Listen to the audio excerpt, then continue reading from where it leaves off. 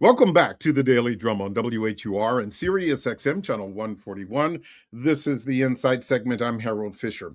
With severe weather heading our way this weekend, it's not a bad idea to snuggle up and watch some football this weekend. The AFC and NFC championship games will decide which teams will be in the Super Bowl on February 8th.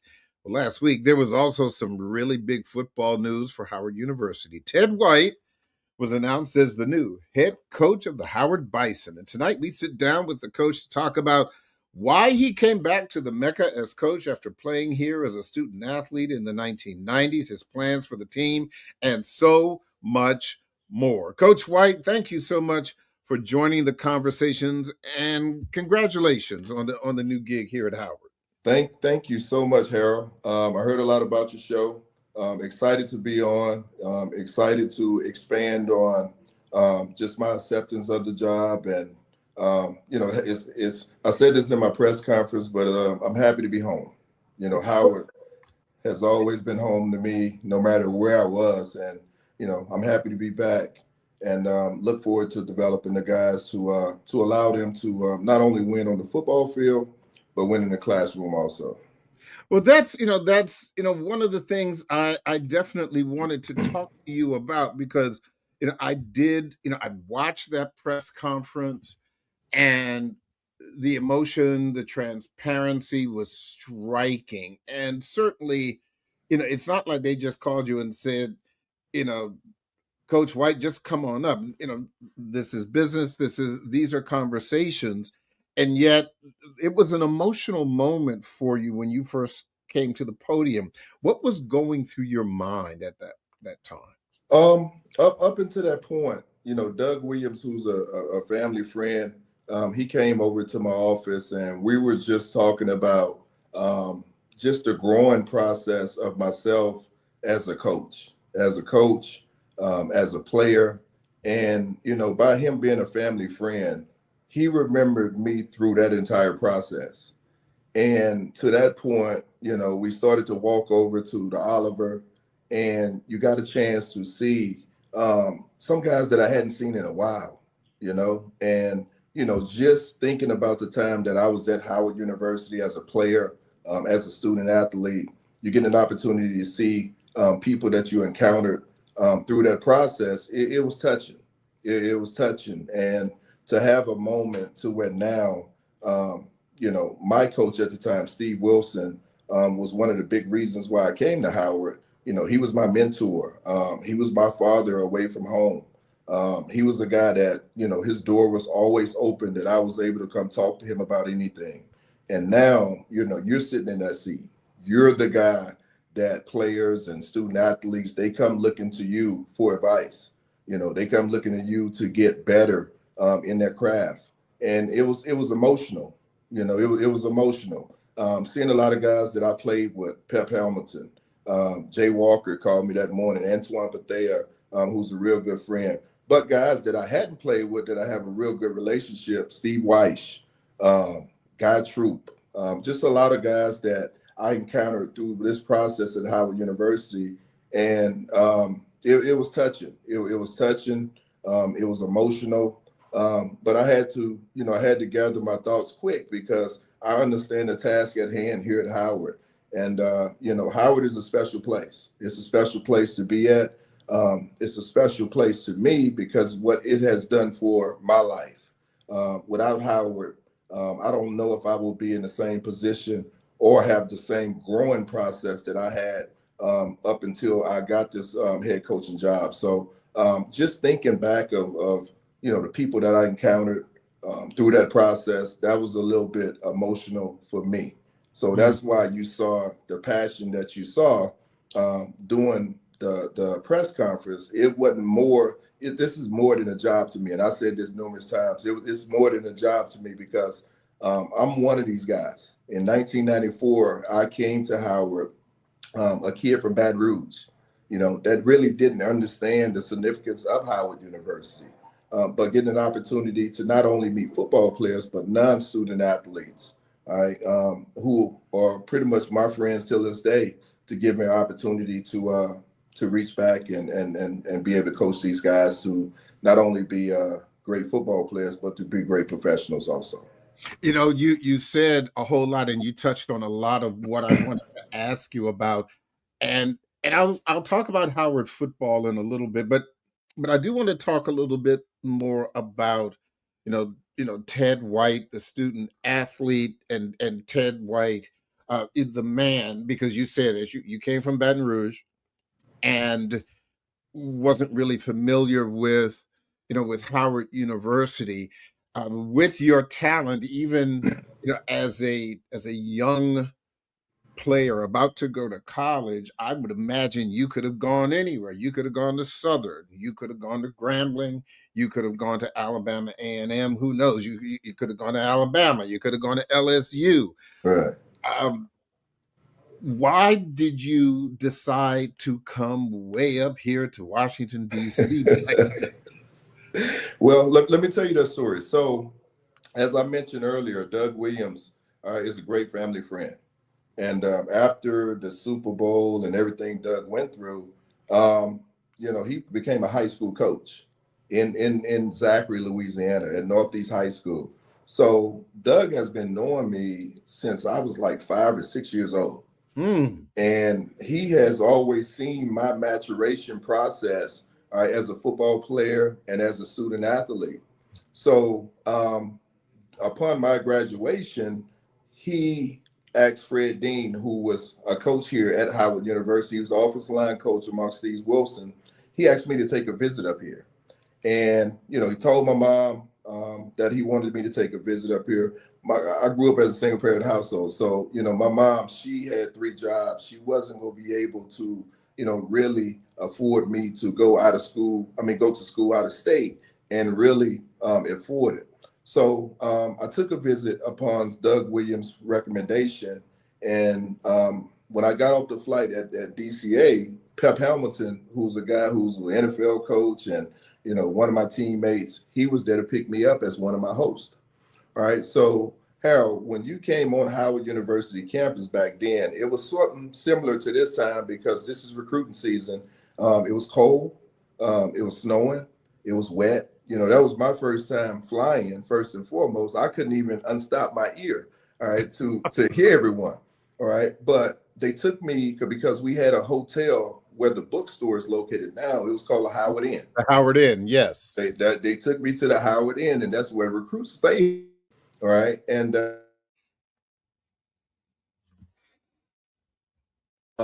Black College National Championship and the MEAC Championship. So guys from that 93 team had an opportunity to give a testimony in front of the recruits on what Howard University did to them. All right. So Neil Downing, who played safety at Howard University, Jay Walker, who played quarterback at Howard, he came back because he was working out to go to the National Football League.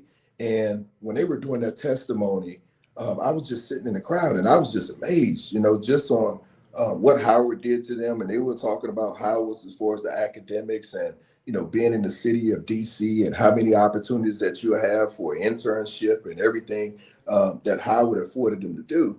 And, on top of that, Jay Walker was leaving and he was playing the same position, Harold, that I was playing.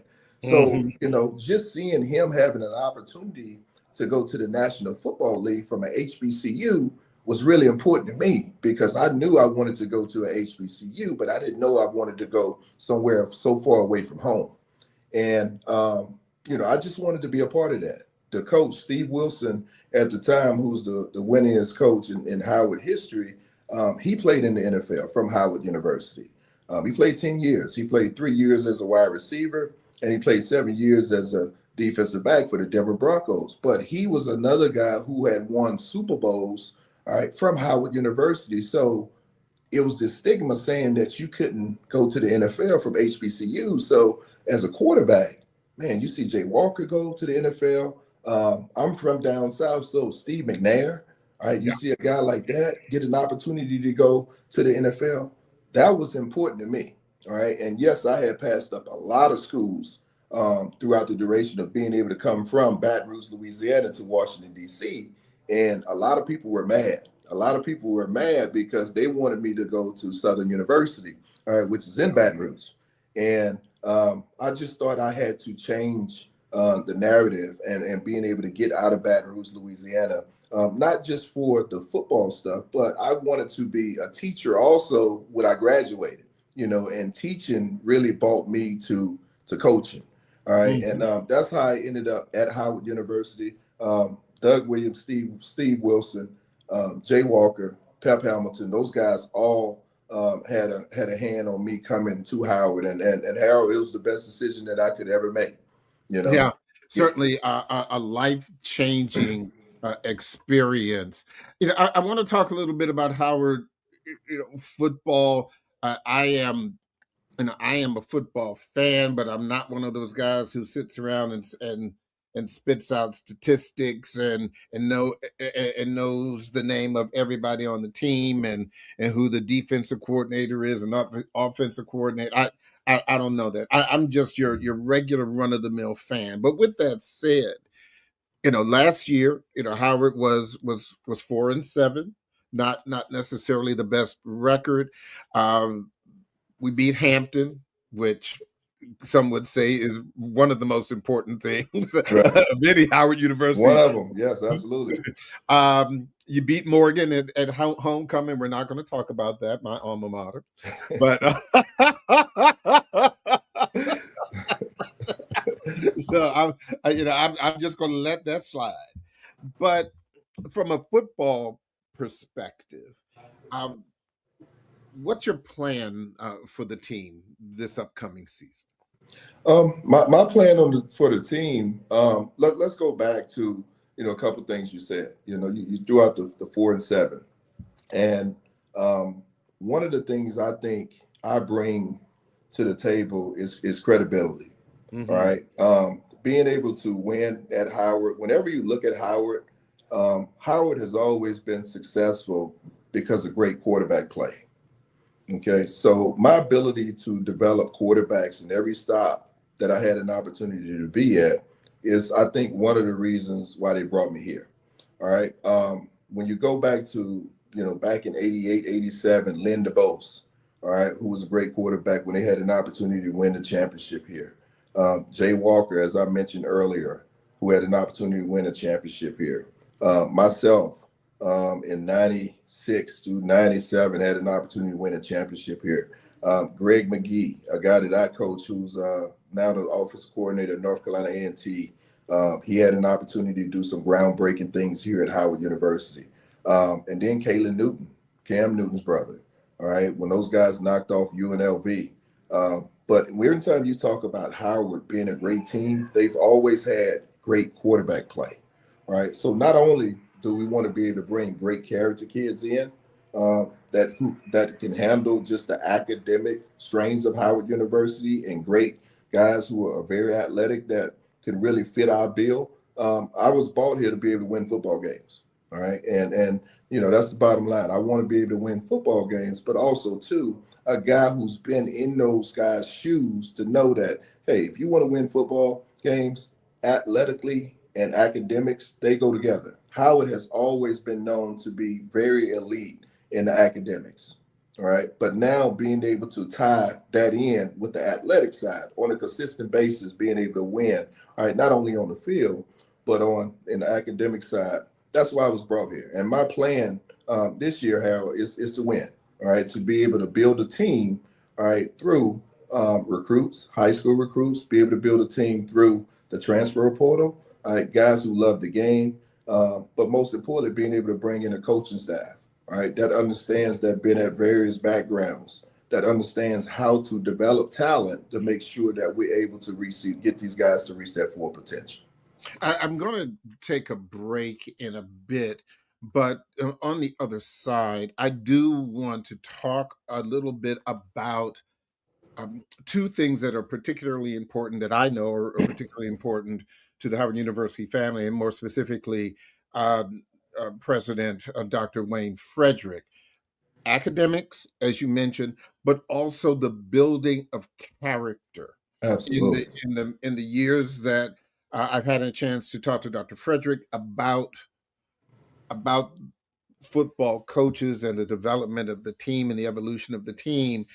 Yeah, he wants to win, but he still is very interested in, as they say, staying in the books, and developing young Black men of character. So think about that. I'll take a break. We're going to take that quick break, but don't forget, you can hear this and every edition of the Daily Drum Insight segment via podcast on WHUR.com. The original Quiet Storm with Raheem Devon is coming up next on WHUR-FM. This conversation continues on Sirius XM channel 141 in just a few seconds.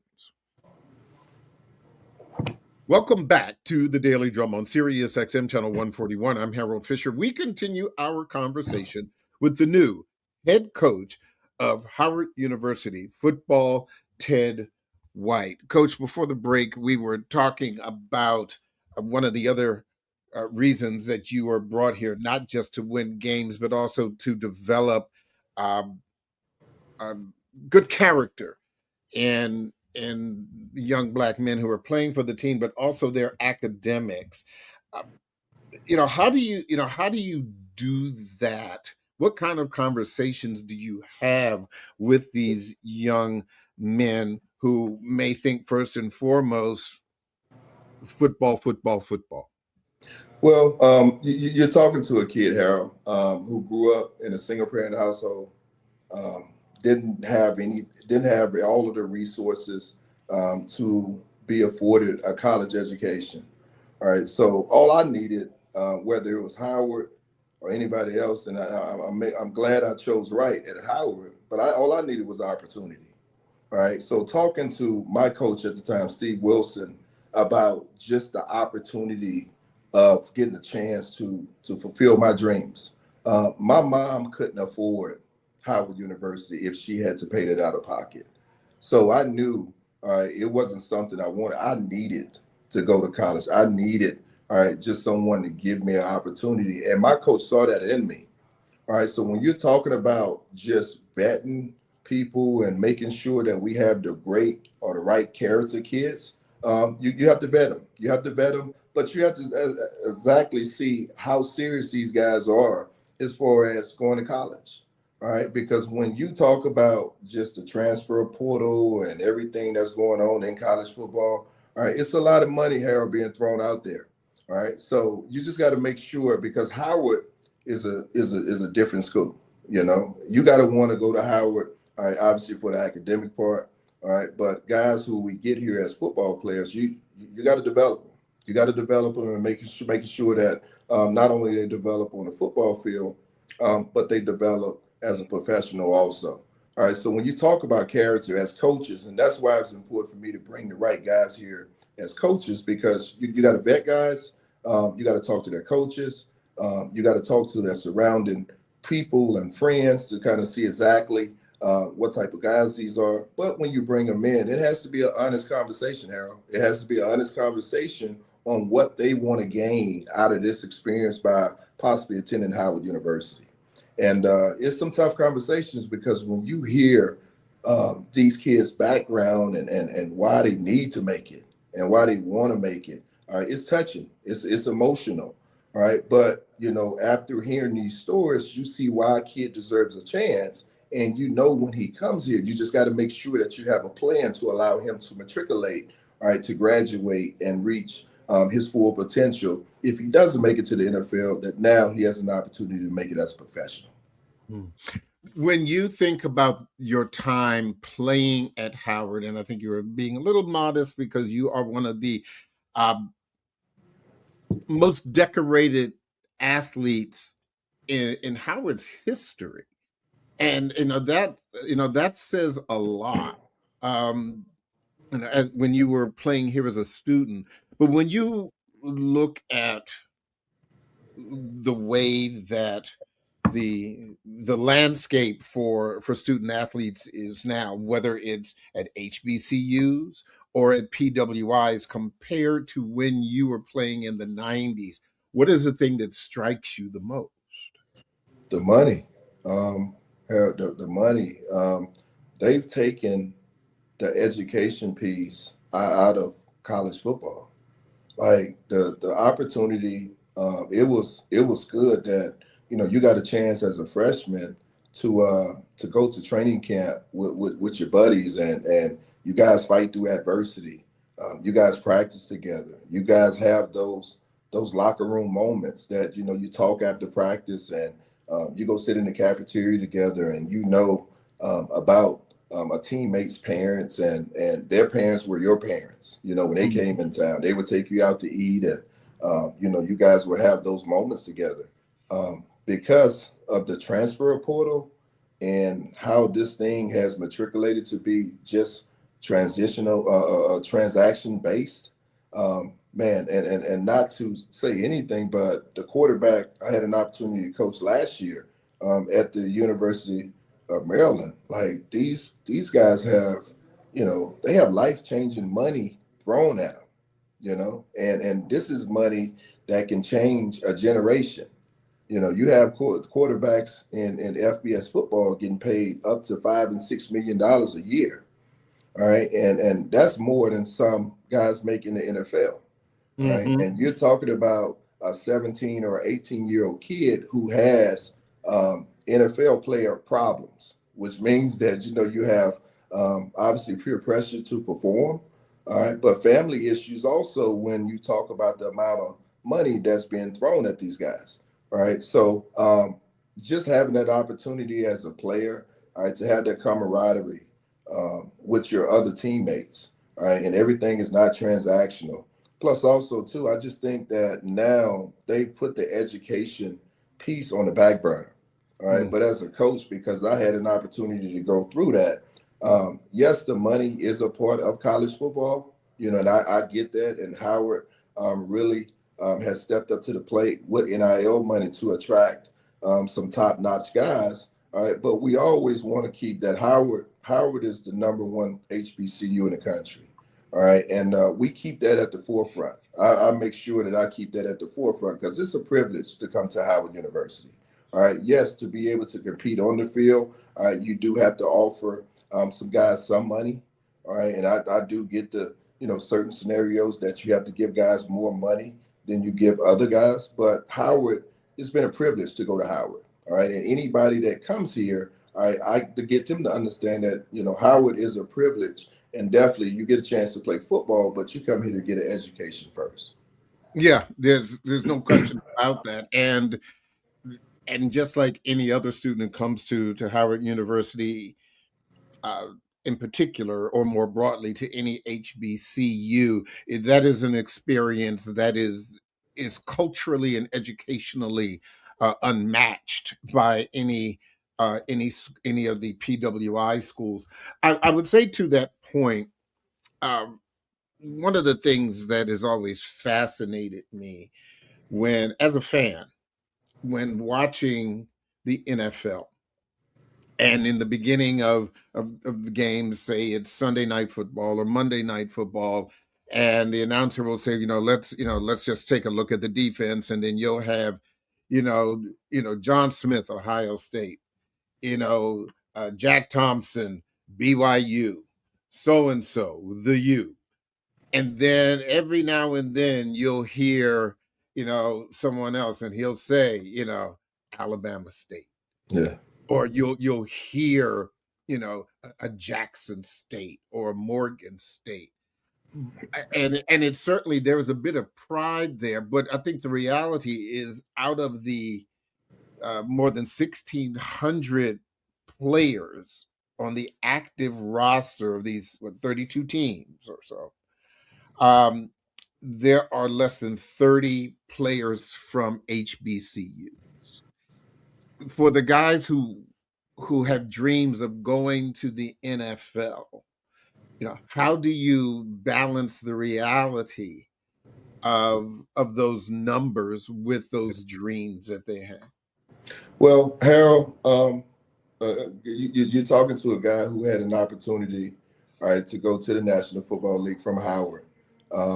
Again, as I mentioned earlier, my coach, my college coach, Steve Wilson, all right, had an opportunity to go. Jay Walker had an opportunity to go, who played quarterback here. And numerous, and I'm just talking about the guys from Howard, but numerous other players from HBCUs had an opportunity to go to the National Football League, all right, from their respective universities. All right, without the platforms that you have now. So when you look at the platforms that HBCU players have now, the Legacy Bowl that was created by Shaq Harris and Doug Williams, all right, Steve Weiss, who's a Howard alum, all right, those guys, they broadcast the HBCU Combine on NFL Network, along with the practices on NFL Network. All right, so the platforms that these guys have, all right, to have an opportunity to get showcased by NFL executives, I think are extremely important. All right. Now, second thing, all right, if you can play and you dominate and you play at a high level, all right, NFL teams are going to give you an opportunity. They're going to give you an opportunity, and that was the thing that I always thought about because those records and just my play here at Howard University, I didn't really think about the NFL. I was thinking about just having an opportunity to dominate, and if you go about that, if you go about it that way, now you could have an opportunity if you play the right way and you do the things that you need to do to get an opportunity to have a chance of playing in the NFL. And that was always a dream of mine. Did I ever think about it as I got towards the end? Yeah, I did. All right, but during that process, I was just able to enjoy that process, enjoy the practices, enjoy the camaraderie with my players, and being able to sit in the cafeteria and talk about those guys. So that was the whole deal, right, about just going from HBCU to the NFL.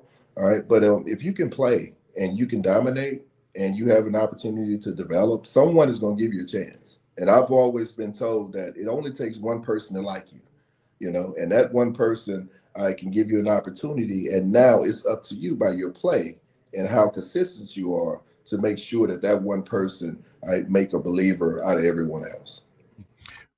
We just had the uh, the national college championship with Indiana University winning undefeated, which is a feat in and of itself.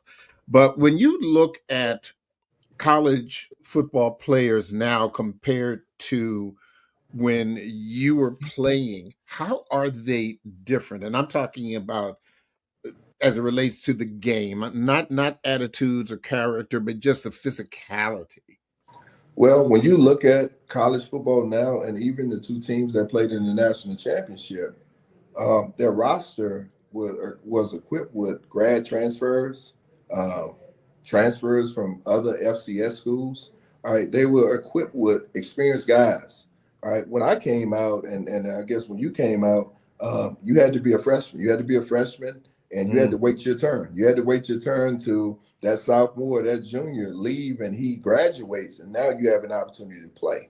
All right, in this day of college football, if you're a freshman, all right, I'm lucky to keep you, all right, 2 to 3 years because soon, all right, when you do have an opportunity to play and I develop you to be the player that you got to be, all right, someone else is going to try to come offer you more money, all right, to leave my institution to go to your institution. All right. But also, too, I think some players are not as patient enough as we were when we were growing up. All right. And I was patient enough. When I came to Howard, I didn't start right off the bat. I redshirted. I learned behind Pep Hamilton. I learned just watching film on Jay Walker. All right. And learned what to do and what not to do. All right. When I got my opportunity to play. And in the long vision of everything, that helped my process because when I did get an opportunity to play, I didn't make the same mistakes that those guys made when they were early as a player. All right. So when you talk about that, just the difference now than back when I played, it's more experienced players that are playing right now. All right. The Indiana situation, just listening to Kirsten, he talked about how he brought just so many guys from James Madison, all Yeah, right, he to talked about Indiana, and then, Miami situation, they paid for so many players, all right, from other schools to see if they can make an impact on Miami's roster. And they did, and they did. And that's what you're seeing in college football now. People are just from the financial standpoint or buying talent, instead of developing talent. And here at Howard, we want to be able to develop talent, all right, to make sure not only that if you have an opportunity to play in the NFL, that you'll be ready for it, but we have an opportunity to develop you on and off the field. Do you foresee any changes that you're going to make once the once practice starts, when the guys start coming in? Certainly, I'm sure that there's a bit of that process already, whether it be physicality, nutrition, how they look at the game. What can you share with us about that? I'm sorry. So your question again? I was saying, what changes might you make for the upcoming season, whether it has to do with physicality, how they look at the game, nutrition, to improve Howard's season coming up. Well, I think all of the above. When I first received the job, the most important hire that I needed to make was my strength and conditioning coach. All Hmm. right. So anytime that you're talking about going into a season, all right, and just coming off of the year that they had last season, you always want to look at the strength and conditioning program to see exactly how can you get bigger, how can you get faster, and how can you get stronger. Um, and then once I got an opportunity to hire my strength and conditioning coach, obviously the nutrition. So just making sure we've created this 1867 Flight Club Collective, all right, which alumni and just people who want to give back to the program, which is under the Mecca Society, give an opportunity to financially give back to the program so we can help, all right, just from a nutrition standpoint. One thing that we don't have, and it's not a bad thing, all right, but it's another resource that's able to help the student athletes is our own training table. All right. When I were at other places like FBS schools, they had their own training table where they would eat different from just the regular non-student athletes. All right. And that's very important because as a student athlete, your body is built different. Some guys have to lose weight, some guys have to gain weight. And, that nutrition program is really, really important. All right. The next thing what I wanted to do was be able to surround myself and surround the kids with some guys who were experts at their position. All right. So my coaching staff, I think, is one of the best coaching staffs in college football. Got a chance to get some guys with some great experience, got a chance to get some young guys who are great teachers and some great recruiters. All right, but also got a chance to get some guys who are great developers. All right. At Howard, you're not going to always get the best athlete. All right. We just talked about just the turnover rate in FBS football. All right. So with the turnover rate being how it is, it's important for me to get some great developers, all right, in a minimal time to get guys to play at a high level on a consistent basis. All right. So those are some of the things that I think that hindered us last year that we will make improvements on this year. But most importantly, this game is about winning. It's about winning and just developing the mindset, all right, that we want to win on and off the field. And we're going through this leadership series now with the team. And each Wednesday, we have a team meeting and we talk about just different leadership styles. And, we talk about their why, why they're playing the football game, why they get up early in the morning to go through these off-season workouts. And it's astonishing at times to hear just people background and hear their upbringing and why they do what they do, And I started it off, Harold. I just started it off with my background. I started off on my why, and I wanted to pull the curtains down for our guys to let them know that, hey, I'm vulnerable too, and I'm one of you guys. I'm one of you guys to let you know that I'm gonna be very transparent with you. I'm gonna be open with you because it's gonna become a time this year to where we go through some type of adversity and we have to depend on each other. We have to depend on each other. We have to know that we trust each other. They have to trust the information that we're giving them, and we have to trust that the information that we're giving them that they're going to apply it on the football field. And when you have these talks, right, non-football talks during the off season, this is what we call team building. And football has, as I mentioned earlier, has somewhat came transactional, but we want to keep that authentic feel here at Howard University. And that was one of the reasons that makes us different than anybody else. You spoke about specifically, nutrition. As you said, you came from Baton Rouge. Uh, I don't know as a player how you could have, you know, how did you deal with laying off the, etouffee, the red Uh, beans, the rice, and the crawfish and everything else man, it was when the tough. coach told It you you was can't tough. eat that stuff anymore. And I'm sure you're going to have some Southern boys coming up Oh yeah. also who are used to that same kind of rich cultural eating, and they can't do that anymore. No, no, it was tough, Harold. So we had to switch from etouffee and crawfish. We had to switch to crab cakes. So Well, ain't nothing wrong with a crab cake then.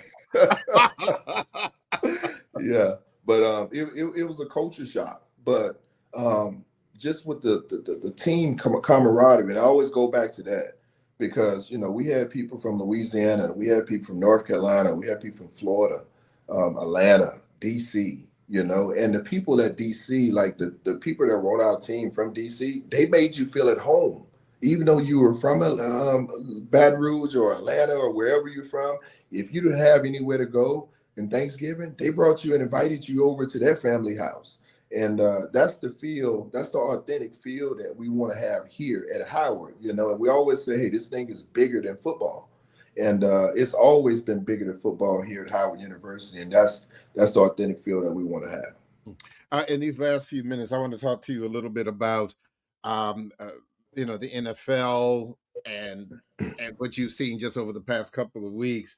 Uh, the looks like we're not going to have any black quarterbacks in the Super Bowl this year. No. Unfortunately, um, but again, as a quarterback, when you look at the black quarterbacks that are in the NFL, right now, um, what comes to mind? Playmakers, one that's at the forefront, Pat Mahomes.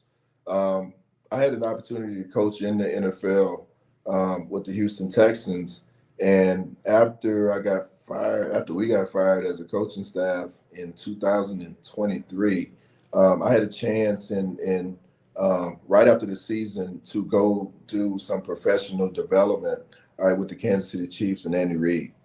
And it just gave me a total different perspective on the processing of a quarterback. And, I got a chance to coach Davis Mills at the Houston Texans, but sitting down and having an opportunity to talk to Pat Mahomes, all right, on his weekly schedule, processing of information, how does he watch film? All right, I wanted to ask all of those questions that I've always thought, but now I had an opportunity to really ask him in a one-on-one setting. And it was astonishing, how he approaches the game.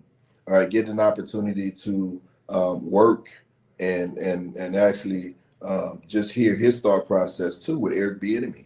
All right, because Eric Bieniemy coached Pat Mahomes, and Eric Bieniemy has became one of my best friends now, and we always talking quarterback play. All right, and just glad to see him have an opportunity to go back to the Kansas City Chiefs to coach him again.